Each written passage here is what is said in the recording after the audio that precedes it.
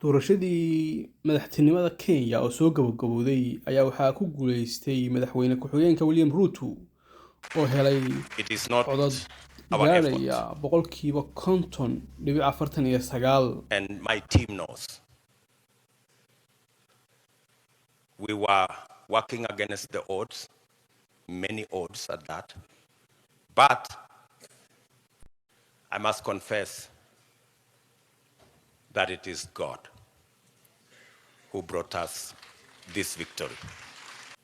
Many people have paid huge sacrifices for us to get here. I want to promise them that their sacrifice will not be in vain. I and my team and I will work very hard to make sure that we don't let the sacrifices made by many Kenyans, we don't let them down. I am very confident, but let me say to all of you, thank you very much for being here this evening to witness this very historic, democratic occasion that moves our country to the next level. And let me thank my very able deputy,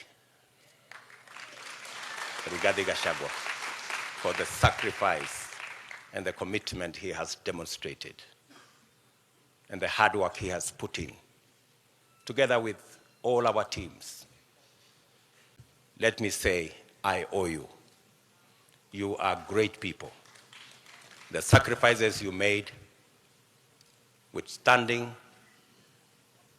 the many incidences of blackmail and threats, I want to tell you, you have earned your place in the history of Kenya. Because today, we're going to form a government together to serve the people of Kenya. So with those many remarks, let me say to all the people of Kenya, I give you my word that I will work hard to make sure that this nation moves to the next level, is united and is prosperous. Asanteni sana.